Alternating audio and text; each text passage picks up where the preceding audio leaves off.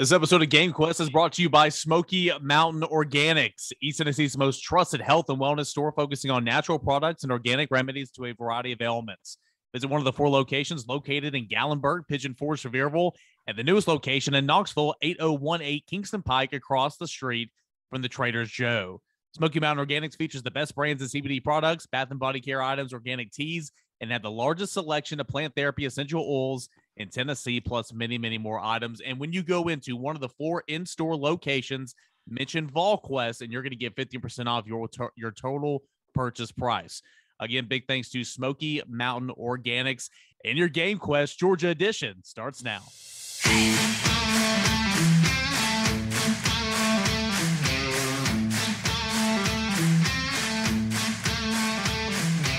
It's another game day for Tennessee football and first-year head coach Josh Heupel. Get in the know with GameQuest, a VolQuest pregame podcast with Ben McKee and Eric Cain. GameQuest starts now.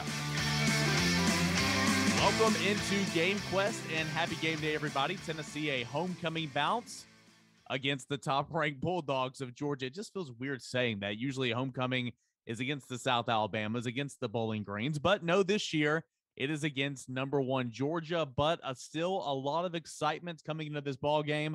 So much of that has to do with the win last week at Kentucky, of course, the way it happened, but also just this offense in general. Happy game day, Ben McKee. What's going on today, my friend?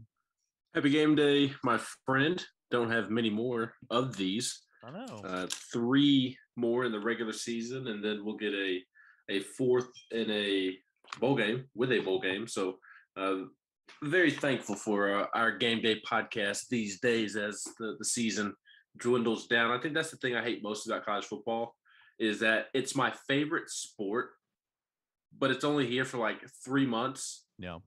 And then 9 months out of the year, we're waiting for the next season. Three months of regular season college football, and then 9 months of waiting for the season to return. That's what I hate most about college football, but it is what it is, and it makes these podcasts so much more grateful. At least I feel grateful for these podcasts because we don't get many game days. So happy game day, my friend. Yeah, and who knows? You and I haven't talked about it yet, but we might do something. As basketball season's here, baseball season's coming. I don't know if it'd be an every Saturday thing, but maybe we'll continue this on. I think we should do one every single baseball game, all 60 of them. As long as you promise every single basketball game and lady ball basketball game that I'm in. I'm good. We can break down Southern Illinois and Lady Vols from the other night. Tennessee Lady Vols in Orlando tonight to take on a good UCF team. Ray Burrell had an injury scare the other night. Jordan Horston held out due to injury as well. Tamari Key got in foul trouble. I could do this all day with you, Cater.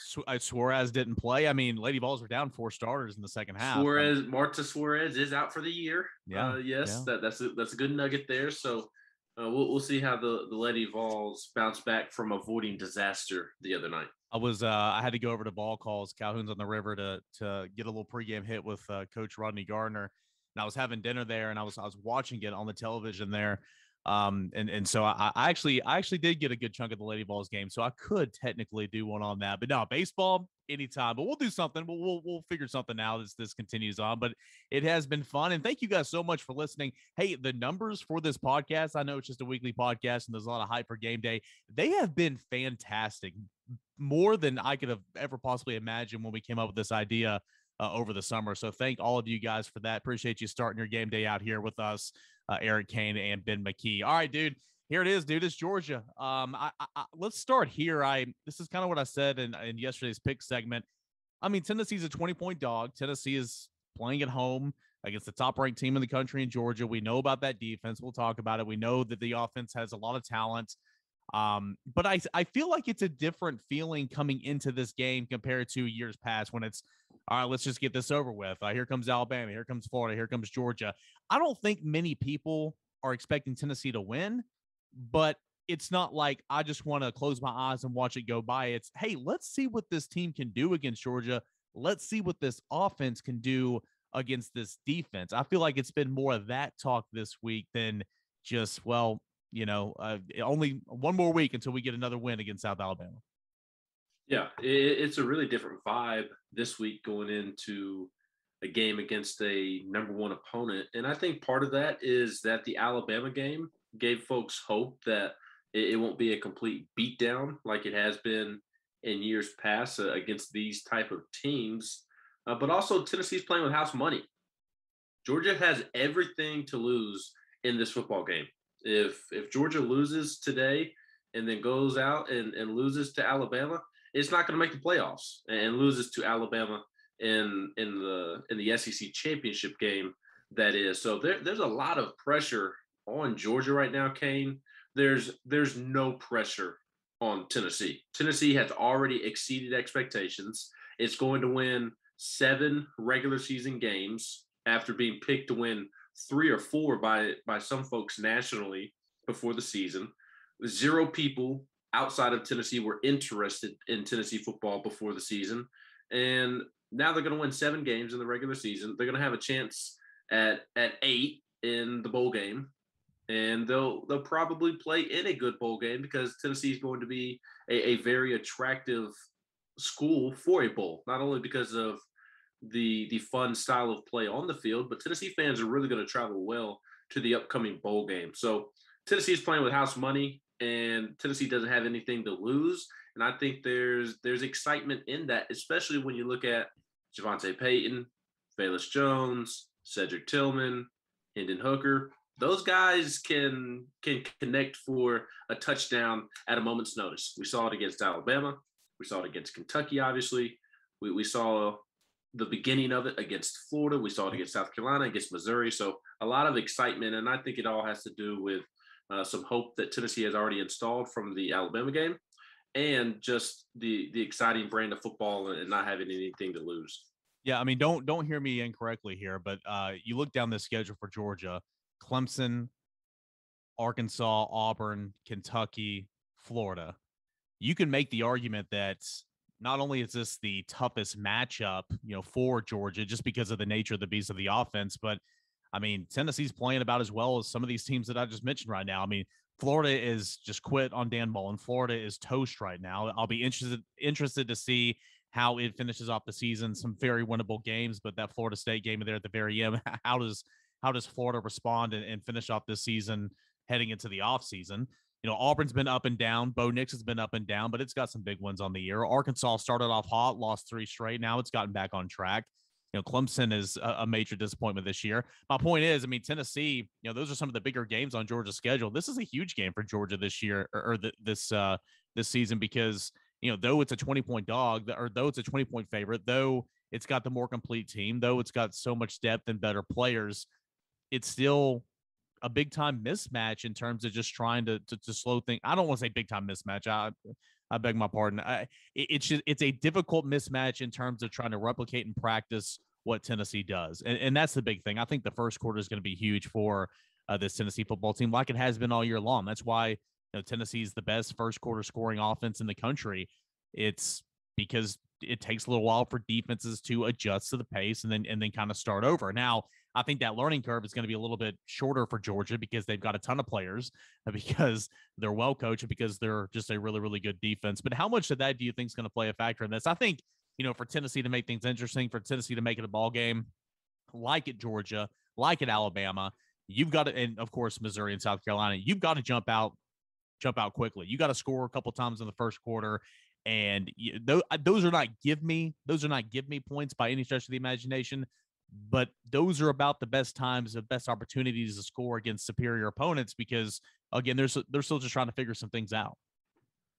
Yeah, and I mean, to me, it's just all the usual cliches when you preview a matchup against a top-ranked opponent. Tennessee can't beat itself. The stupid penalties that we talked about going into the Alabama game a couple weeks ago can't happen. Whether it be the Jeremy Banks personal fouls, the running into the punter, just silly things like that can't happen in these football games. You can't beat yourself. It's already hard enough to beat Georgia. You don't need to help them out even more so. So you can't beat yourself. That is first and foremost. And I know I sound like a coach right now, but it It's funny true. you say that. Rodney Gardner said that exact same thing of all calls. He did. So, I mean, it is. I know I sound like a coach, but it's the most true thing that can be said about these type of football games when you're playing a superior opponent. You can't beat yourself. You just can't. Not only with the penalties, but Tennessee can't have any turnovers.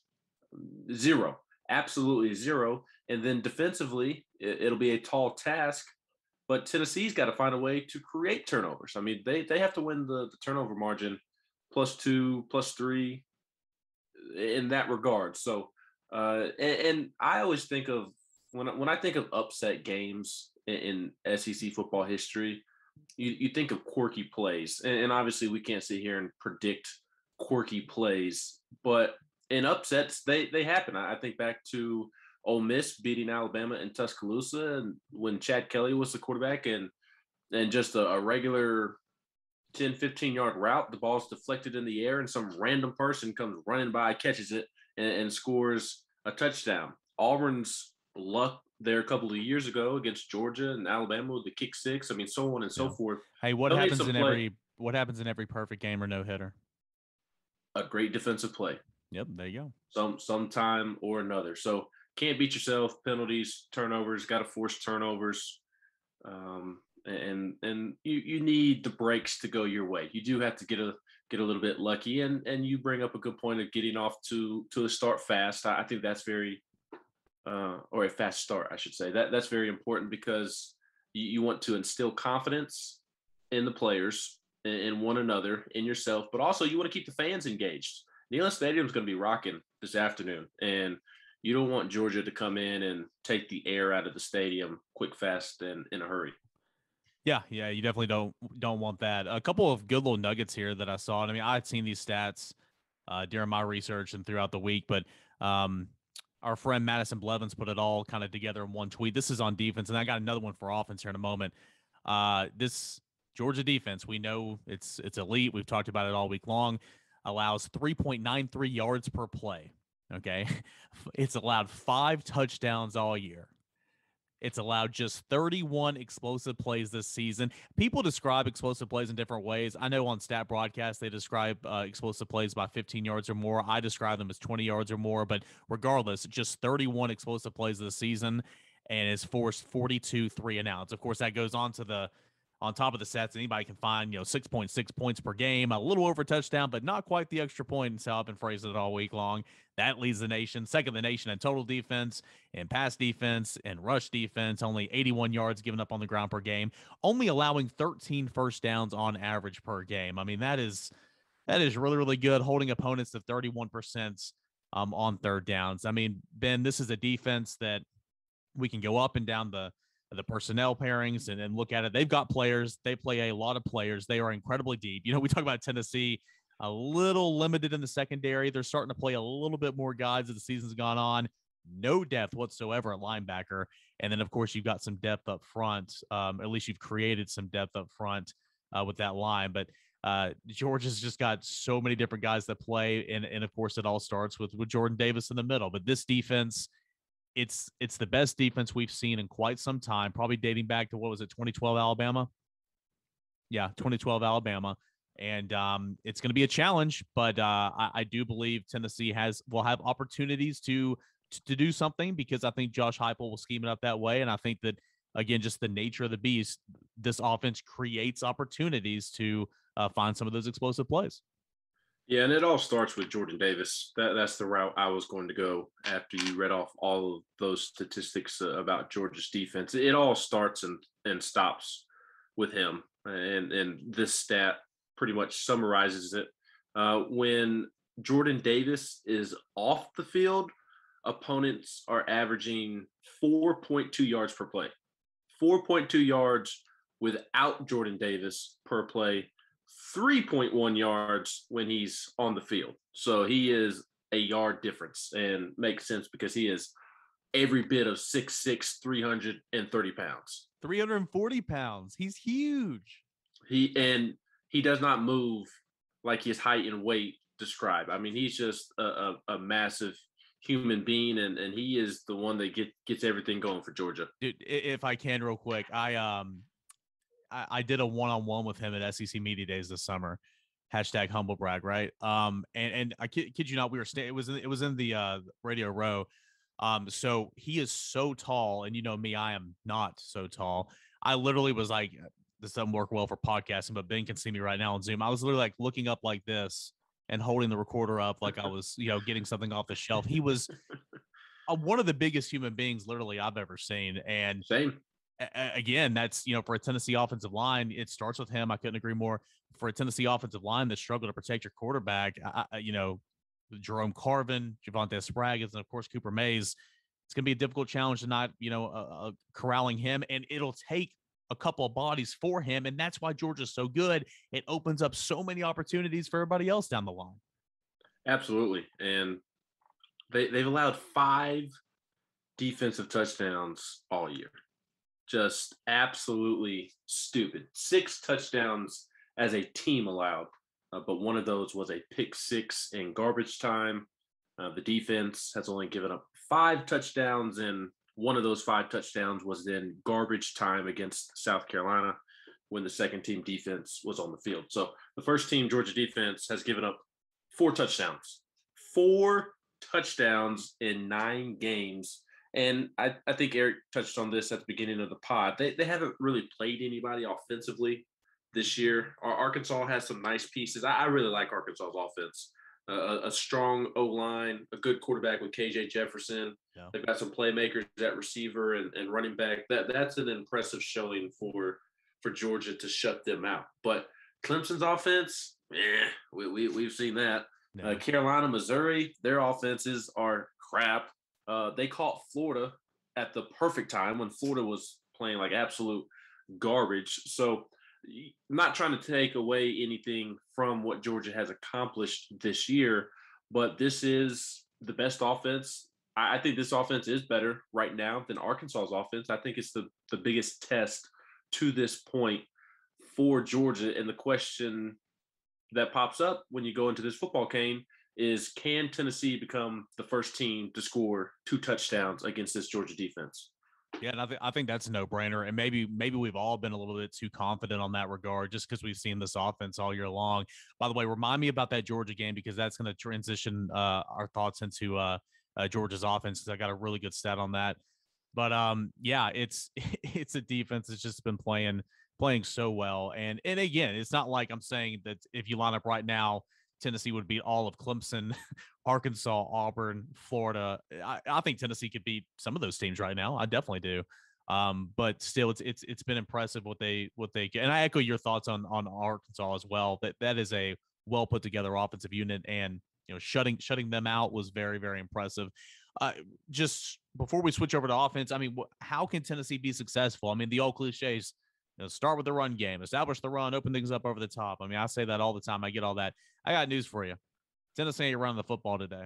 Sorry, just not happening, especially with the question marks in the backfield, the availability and durability of a Jabari Small, Tyon Evans, putting a lot, as the War Room stated, on Tyon Evans, or excuse me, on Laneith Whitehead and Jalen Wright and Marcus Pierce. Those guys, you know what, are not good at pass blocking either. And that is a major concern of trying to protect Hendon Hooker. I just feel like it's going to be a struggle for Tennessee to establish the run. But, Tennessee will try, as they should, because you got to create some type of balance. I think for Tennessee, like in terms of trying to attack this Georgia defense, you got to play your game, of course. And Tennessee's not going to change itself. Got to play your game. But look what it did against, Florida a little bit. Look what it did against Kentucky last week, attacking the perimeter, getting the ball out quickly, getting it to your playmakers' hands and Javonte Payton and Bayless Jones, and letting those guys run and go. And, of course, Cedric Tillman, I'm not leaving him out, but more or less the speedy guys, right? Attack the perimeter, play that perimeter game. Tennessee's been blocking well on the perimeter here lately. It was a thing of beauty going back and watching that play in slow motion, watching it develop, that touchdown last week, play number 1 in Kentucky with Princeton Fant blocking out, Bayless Jones blocking in. It parted like the Red Sea, and all Javonte Payton had to do was make one man miss, and he was gone. It's not going to work like that every time. I get it, but getting the football out to your playmakers as well. And I feel like the Georgia defense gets, if you want to say this, gets worse I don't think there's a horrible part of that defense whatsoever, but I think it gets less. I think it gets weaker as you go level to level. The secondary had to replace about 7 guys that played regularly last year. So, and this is game 10 of the season. It's not like they're brand new; they're experienced now. But attacking those layers of the defense, but it'll be a challenge because again, the longer Hendon Hooker holds on to the football, the more opportunities it is to get back there. And this Georgia defense can certainly make some things happen. 29 sacks on the season, 54 tackles for loss, and 13 total takeaways. Tennessee's offensive line has to play its best game of the season in order for it to have success. Cooper Mays, Javonte Spraggins, Jerome Carvin, more specifically, have to have really good football games. They have to avoid the catastrophe plays as well, where they just whiff on a blitzer or whiff on their one-on-one and allow Hendon Hooker to get crushed or allow Georgia to force a turnover because Hendon was under pressure. You detailed how Tennessee can kind of work around that by getting it out to the perimeter and whatnot, and that's good. And Tennessee is good at that, and Tennessee will do that. But you can't do it every single play all game long. You're still going to have to try and establish the run. You're still going to have some passes where Hendon is going to need time to push the ball down the field. So can this offensive line hold up just enough to allow Hendon and the playmakers on the perimeter to go make plays? And if they can, then I do think that this is a 4-quarter football game. I picked Georgia to win 37-17. And the reason I did is because I don't expect the offensive line to hold up that well. But if it can, this is 1,000% a 4-quarter football game, because you went into it there a little bit about Georgia's secondary. It's not a bad secondary. It's a good secondary. It just has not been tested this season because this is the best group of receivers that Georgia will have faced this season. Cedric Tillman, Velus Jones, Javonte Payton.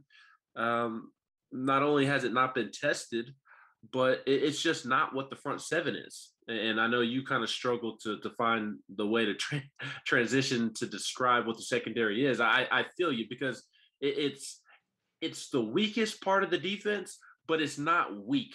So I hope people understand. It's like saying, Peyton Manning throws ducks. Well, Peyton Manning's a damn good quarterback and one of the best to ever do it in the Hall of Famer. It's like you try to pull down a weakness of Peyton Manning's game and stuff. I'm not comparing Georgia's defense to an all-time great quarterback. I'm just saying kind of like that.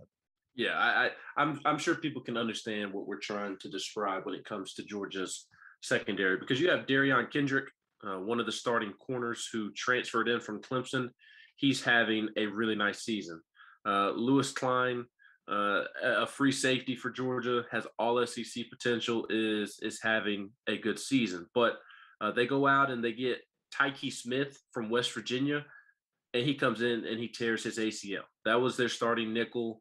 He was third team AP All-American last year at West Virginia with 8 tackles for a loss. He will not be playing in this football game. And Latavius Burney, a redshirt senior who he started and played well this year. He's in there at nickel now. But the corner spot opposite of Darion Kendrick with Keely Ringo and Amir Speed, two really solid guys, but they're just not, great talents like you see up front in that front seven. So going back to my original point, if Tennessee's offensive line can hold up just enough, Eric, then I do think Velus, Javonte, Tillman, Hooker are going to make plays, because I do think, as crazy as this may sound, Tennessee's receivers are better right now than Georgia's secondary. Can the offensive line protect well enough to give Hendon time? Can they produce enough in the running game to open things up and keep a nice balance? That's the big question for me in this football game. And if Tennessee has offensive success, it's going to be because the offensive line plays better than we anticipate. Another one of those football cliches, it takes all 11. Well, it really, really does. And you have no chance of of beating a team like this unless all 11 are working together and not making self-inflicted wounds. Now, let's look at the opportunity, if you want to call it that. You shift over to a Georgia offense that is not bad by any stretch of the imagination. And Ben, tell me if you have different viewpoints on this. I just look at it like, nah, it's fine. It's good. I mean, the numbers are good. You've got a lot of good players, got a lot of toys to play with, even though, George Pickens is out still with an ACL. Eric Gilbert hadn't played so far. You got a freshman tight end that is just out of this world right now, Brock Bowers. Darnell Washington is a great gadget to have as he continues to get back into the role of things. Got an offensive line that's big and burly. You got 5 running backs that have played routinely, 4 of which should be dressed out tomorrow. We'll see what this offense can do, but you look at the numbers and it's fine. I mean, 38 points per game. A lot of that's because it's set up really nicely from the defense, but it's fine with that. But scoring in the red zone, this is from Bill Conley. I saw this note yesterday. He compared kind of what Georgia's going through right now with Michigan and Michigan State game a couple weeks ago. He said, ask Michigan what it's like to lose because you couldn't finish your drives. October 30th loss to Michigan State. The Wolverines settled for 4 field goals while the Spartans scored touchdowns on all 5 chances it had in the red zone. Michigan scored more times. Michigan State scored more points. The Wolverines ranked 90th in the red zone touchdown rate. Georgia ranks 86th. So it's an offense that struggles finishing drives off, but still, it's an offense that moves the football, possesses the football a long time, and is capable of doing a whole lot. It's an embarrassment of riches at running back. It's been the same guys we've talked about the last couple of years: White, Cook, Milton, who probably won't play, McIntosh, who had a really nice game against Tennessee. I guess it was 2 years ago when he was a freshman. Edwards is getting more run, but it's year number 2 of the mailman. Hey, he's still the guy for Kirby and Stetson Bennett. He's a guy that's efficient like Hendon Hooker, actually ranks 3rd in the country, just ahead of Hendon Hooker. Usually he's not going to make a mistake to beat you, but he's not a guy that's going to throw it over 20 times in a game. He's just not. And Georgia doesn't have to. They're winning just fine. Can Tennessee force him into bad decisions? And if so, could we see old JT Daniels? I've talked to 3 beat reporters who covered Georgia this week, and all 3 of them say, I don't know if it'll happen this game, but old JT Daniels ain't going to be sitting much longer. I can tell you that. Yes. And I think if you're Tennessee, you hope that it's not this game in which JT Daniels makes an appearance. Because he's much better than Stetson Bennett. Yes. And Stetson, well, the way I look at it, Cain, to split hairs for this particular conversation. You don't rock the boat. I get it. Yeah. Stetson Bennett is the better quarterback right now. JT Daniels just has better arm talent. That's kind of the way I view it. Because I don't think Stetson's a bad quarterback, and I know you're not saying that. I agree with your thoughts on the offense. Like, this offense is good. It has talent, but I don't think it's an offense that overwhelms you. George Pickens is their best receiver, but he tore his ACL in the spring and hasn't played this year. It seems like he's close to returning, but he definitely won't be playing against Tennessee. So there's your one star on the perimeter, but he's out for the year with a torn ACL. And they have good receivers behind George Pickens: Jermaine Burton, Kyrus Jackson, Ladd McConkey, A.D. Mitchell, who is from Tennessee, Antioch, as a matter of fact, Marcus Rosemey, Jack Saint. So they have good receivers, but they don't have that one go-to game-changing receiver. Now, they have some game changers at tight end. Brock Bowers, the freshman, is the real deal. He's a 3-year player and off to the NFL type of guy. But even John Fitzpatrick behind him, 6'7", 254 pounds, a great blocking tight end, and Darnell Washington. Tennessee fans are very familiar with Darnell and his size as well. So they have a pass catching tight end and Brock Bowers, but then they also have John Fitzpatrick and Darnell Washington, who come in and they rock 12 personnel. They rock 22 personnel, which is the amount of backs and the amount of tight ends that you have. So if it's 12 personnel, then it's 1 back, 2 tight ends, 22 personnel, 2 backs, 2 tight ends, so on and so forth. They bring in that 12 personnel with that starting offensive line, and they just push people off the ball. Now, their offensive line isn't as dominant as you would think that it is. They don't have much depth, and part of that has been because of injury. Tate Ratledge, another name Tennessee fans are familiar with, he's out for the season with a foot injury.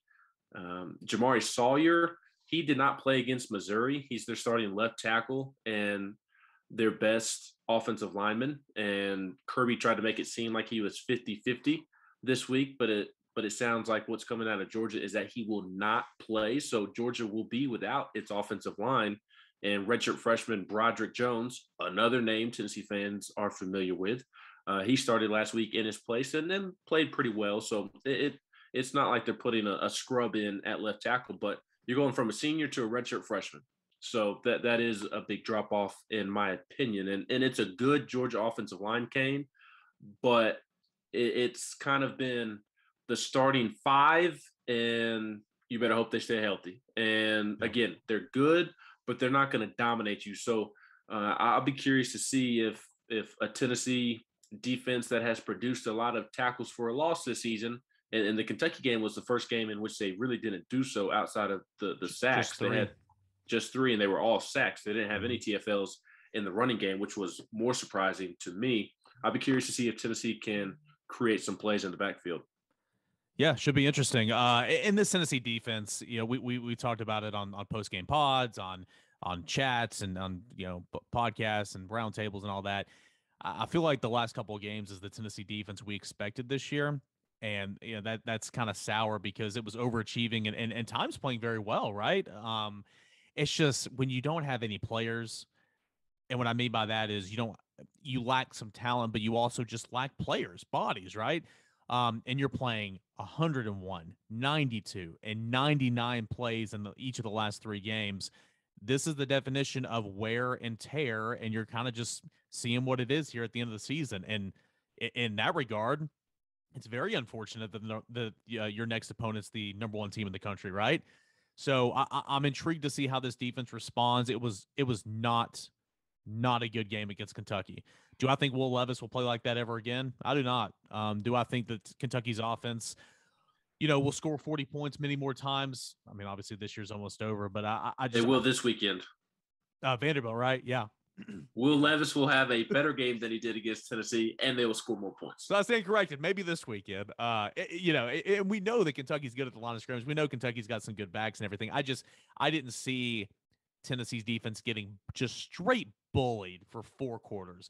I will say, stepped up, made four stops on 4 plays there to end the football game. Job well done, stepping up. All because of pressure. Yep. And that leads me to what I'm going to ask here. Alante Taylor, the pick 6 too was huge. If you're Tim Banks and he's been dealt a tough hand, I get all that. I know he's gotten a lot of criticism this week about his defensive game plan, but it's hard to blitz. Why? Because you have to run man coverage behind it. Okay. A lot of people complain about Trayvon Flowers and Jalen McCullough being so slow. Well, when you're in man coverage, you're man coverage. You got to be able to keep up with the guy. You're limited in the back end whenever you blitz. Having said that, I'd mix it up. Don't blitz every single play. You can't do that, but I would mix it up. I would bring more pressure from the second and third layer of the defense this week. Try to keep Stetson Bennett off balance a little bit. And because I felt like the majority of the game until the end, Tennessee was just saying, hey, we're going to play zone. Just pick us apart if you can. And boy, did Will Levis pick you apart in zone. Tennessee's zone in the last 2 weeks has been so soft. So soft. I think pressure from the front 4 can help with that. And that might be a challenge this week, but I would mix up that. I'd mix in a little bit of zone, and I would just say, hey, we don't want to be in man coverage an awful lot, but we're going to have to be because I think that's when Tennessee's defense plays its best, whenever he can send some guys, put pressure on the quarterback and force them into bad decisions.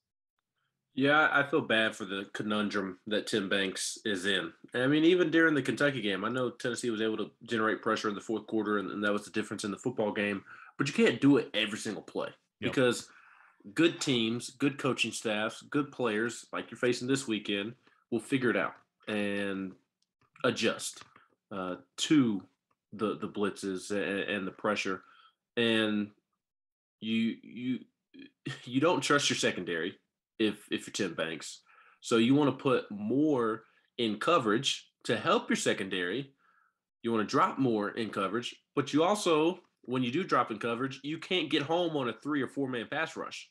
You have to bring extra bodies to generate a pass rush. So I don't know what you do if you're Tim Banks, because you can't drop a bunch of guys and rely on your defensive line to single-handedly generate pressure because they're not capable of doing so. And then when you do bring more pressure, as you described, Kane, that leaves your secondary on an island, and Tennessee's secondary is not good enough to be left on an island. So the last, and I'm more so speaking about Kentucky because Alabama's offense is the real deal.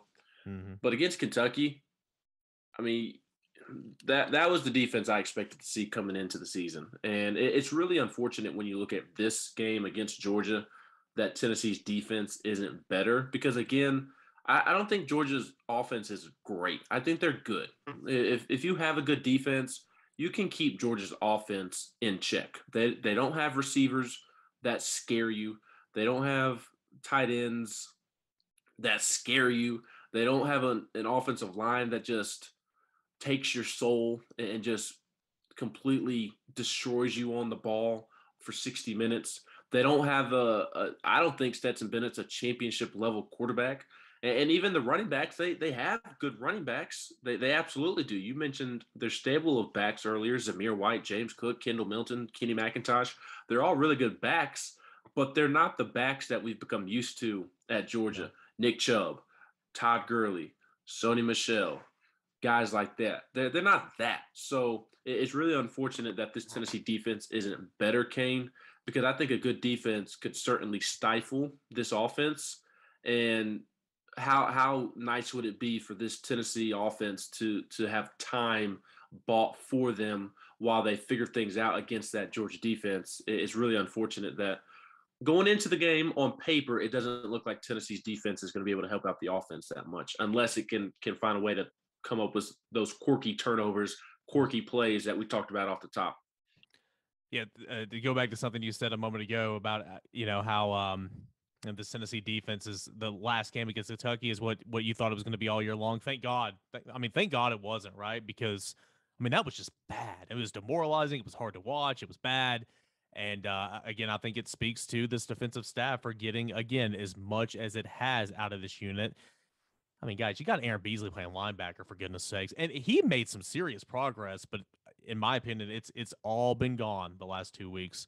But that's Tennessee... not what Brian Jean-Marie told me. He said that it's not that he's playing poorly. Bad first quarter and responded well. He's not playing up to the standard. Not playing poorly, but not playing up to the standard. AKA he's been playing poorly. But thanks for putting the coach spin on it, Coach Jean-Marie. I like Coach BJ doing that. You absolutely take after your player. And I wasn't asking that question to confirm that Aaron Beasley is struggling. It's clear that Aaron Beasley is struggling, but I was asking because of the point that you made is that he had been making progress, and then boom, he kind of ran into a brick wall. So I was just curious as to his thoughts on why he has run into that. I did find it interesting, as you mentioned, that Coach BJ, Brian Jean-Marie, thought that he played poorly in the first quarter, but then got it turned around for the rest of the game. I think he said it, and correct me if I'm wrong, did he say like his fits were really bad in the first quarter, but in that regard, it got better as the game went on? And that might be true overall. I watched that game back on tape and took notes. I didn't see much improvement, but don't worry, BJ, Coach BJ, we'll tell it how it is. But nah, I'm with you. You're never gonna throw your player under the bus there. And again, it's not like Aaron Beasley was the only one. There were others as well. So just need to get some reinforcements, some more bodies. And that's why I asked the question. I was like, because, if we're talking just you and I on this podcast, it's like, okay, you're playing three backers right now. Linebacker play has been horrific the last 3 games. How bad or how far off are Pat Garland, Morvin Joseph, who's no longer here anymore, William Mohan, and I'm missing one more, Aaron Willis. How far off are those guys? Because it's been so, and I understand that they were behind the pack and had to be developed in a hurry. I get that, but how far off are those guys to not play? Well, Pat Garland's a walk-on. Was a walk-on. Former safety too, right? Mm-hmm. Yeah. So yeah. I folks hyping him up in the spring were always wrong. I thought that at the time. The only reason he was taking so many reps during the spring is because everybody was hurt. And in fall camp, I didn't get it either. Well, in fall camp, he wasn't taking near as many reps as he was in the spring. Aaron Willis was just so far behind the 8 ball because he went out and wanted to choose violence in the dorm room instead of practice football. That's why Aaron Willis is so far behind. And I think William Mohan's more so working on the edge rather than on the inside. So I think that's why we haven't seen a ton of Mr. Mohan, Mr. Apache, as his nickname is. He's a good-looking kid. He's just behind. I mean, he's behind Byron Young, Tyler Barron, and I know Roman doesn't play a lot, but he's behind Roman Harrison as well. So that's my thought process and my explanation on the ones that you mentioned. It's weird too, because I mean we really have not seen this team practice since fall camp, and so they move guys around a little bit inside outside. He was taking some reps on the inside, but so was Morgan Joseph. They were kind of doing bouncing around, and I think that was the biggest thing for him. No one knew where he could play, right? But I think he's got some talent as well. But yeah, so anyway, that's just another example of how this team lacks depth, and it's going to have to improve. Year 1 to year 2 to year 3, it'll take a little while overall to get the numbers where they need to be. Let's get to bold prediction time. My bold prediction, I forgot what it was last week. Something about running game, and it took a little while to get going. I didn't reach it, obviously, but Tennessee finally got the run game going a little bit, and it looked a lot better than what I thought it was. You said like 150 rushing yards or something like that. Yeah, and I forgot what they ran for. I think they got over. I think maybe like 120 or something. Anyway, because I was making fun of you for your not so bold rushing number. All right. Well, here's my not so bold prediction for this week. It's not so bold. Either way you want to look at it, too. I think, give me Tennessee winning the turnover battle. Will it be enough? I don't know. But give me Tennessee winning the turnover battle. Hendon Hooker's so efficient. He usually does not turn the football over. That will be tested this week. Backs will have to hold on to the football and all that. But can Tennessee's defense respond and create for the offense? Can Tennessee's defense, put a hat on the ball, knock it loose, scoop, jump in front of a pass, interception, all that type of stuff? Let's see. I mean, I think Tennessee needs to take some chances defensively, take more chances than what it's done so far this year. Because the product on the field the last couple of games has just not been good enough. And so, we'll see. Give me Tennessee winning the turnover battle. And, will it be enough? I don't know. But that's what I'll go with. I'm going to stick with my same bold prediction. Last week, I said Tillman, Peyton, Valus would all have deep ball touchdowns. And I got 2 of the 3 to Peyton and Valus, although Peyton's wasn't really a deep ball, but it counts in the stats. I just needed Tillman to punch that one he caught near the goal line in, and I would have got it right there. I would have been 3 for 3. I'm doing the same one, but I'm going to say 2, and I'm going to go Tillman and Peyton.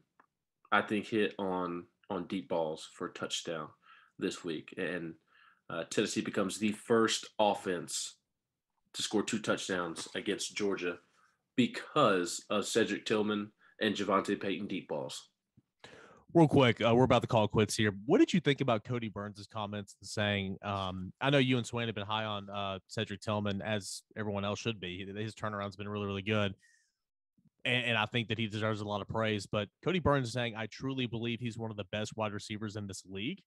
That still kind of took me by shock a little bit.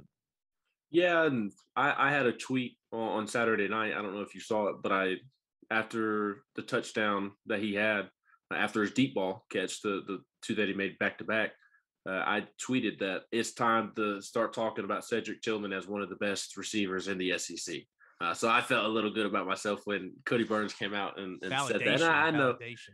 And I know he's going to come out and talk about his guys in a positive manner. And the stats don't necessarily back it up, but I think you have to have a little context when evaluating the best receivers in the NFL or the NFL. Tillman is a future NFL receiver, but right now he's an SEC receiver. But you need a little context. Man, I know. Yeah. You need a little context when you look at the stats in terms of where Tillman ranks in the SEC. I mean, he's top 15 in receptions, yards, and touchdowns, which is impressive. But I truly think he's one of the best receivers in the SEC, even though he doesn't have 71 catches like a Wan'Dale Robinson from Kentucky. Mm-hmm. Cedric Tillman just has 36 catches, 525 yards, and 5 touchdowns. But you need a little context in the sense of he's become one of the best SEC receivers. And as I said, it's now time to start talking about him as one of the best receivers in the SEC because he's become one over the course of the season. And now towards the second half of the season, his production matches that. I mean, he's in the conversation with John Mechie, Wan'Dale Robinson, Treylon Burks, Jamison Williams, Dontario Drummond at Ole Miss, Keyshawn Boutte at LSU. I mean, he's in that conversation for me. I mean, he really is. He doesn't have the NFL potential or the natural skill set that some of those guys have, but he's just a good college football player. And right now, he's one of the best receivers in the league. And I would imagine that it would be hard to find a more trustworthy possession receiver in the SEC right now. Yeah, I 100% agree with that right there. He is a fantastic possession receiver. And I thought coming into the season, because I saw a lot of plays when they were working on not goal line, but red zone stuff and possession type things, third and mid, third and long. I was like, man, he's going to be a threat on third downs. He's going to be a threat in the red zone. And that's true. He has been, but he's been a threat on first and second downs as well, just about anywhere on the field. So it's like when you mention all those guys, which name doesn't belong? And it's Cedric Tillman, who had 8 career catches coming into this season. And I think that's a testament to Cody Burns, this offensive coaching staff, and of course Tillman for truly being a baller this year. He has, without a doubt, been a baller. All right. Homecoming today. First time Tennessee plays an SEC opponent on homecoming since 2013. Auburn. I don't much know why they scheduled this for homecoming, but here it is. And Tennessee welcomes the top-ranked Bulldogs of Georgia into Neyland Stadium. I think my score prediction was 41-20. Ben, you said yours was what again? 37-17. And I know that's a big number, but hey, it's covering the 21-point spread. And hopefully this homecoming game against an SEC team goes much better than that 2013 SEC homecoming game against Auburn, because that game against Auburn was absolutely miserable. And let's see if this is much better than the 2017 game against Georgia. Last time Tennessee wore alternate uniforms against Georgia, that was 40-0. And of course, I don't understand wearing black jerseys against a team that has black as one of its primary colors. Also, I'm of the opinion, everybody who listens to the Swain event heard me go on a rant about this on Thursday, but if you play Alabama, Georgia, or Florida, or when you play those teams, you should be in your traditional orange uniform. Gosh, I get uniform. I get made fun of for being the old man in the mornings over on the Sports Animal. Look at you, brother. Oh, I adopted the nickname Boomer Ben on Thursday for that take. Real quick before we get out of here, talking about it being a huge weekend for Tennessee, a big opportunity, big weekend for recruiting as well, and we'll have plenty of recruiting coverage throughout the weekend. Did want to mention some of the visitors that are expected in town this afternoon. Walter Nolan, thought that was interesting. Cain, after he commits to A&M, going to make his way over for an unofficial against the Vols. The one official visitor is Kiante Scott, big-time junior corner that Tennessee really likes. A lot of teams in the country going after him. You've got James Pierce making his 3rd unofficial visit, and he is at the top of the board for Tennessee on the edge. That'd be a big one to get in the boat for Tennessee. Demario Tolan, the LSU commitment. Huge. Yes, absolutely. I spoke with Demario back in the summer, and I was a big fan of Demario. He's a really good kid. Dad's a Tennessee fan. Dad is a Tennessee fan, and I believe his family is going to be accompanying him this weekend. So, they still like I think someone said it, maybe Brett in the Warm or something, like they still have an official too, and so the fact that his family's coming right now, that's big time. Well, and that's the same for James Pierce. James Pierce coming for a 3rd time. Family's going to be with him. Yep. And they still have James Pierce's official visit in their back pocket. And 2 surprise visitors, Cody Jones, Caden Pope. They're expected to be in town today. Cody Jones, the defensive back who was committed to Michigan from over in West Tennessee.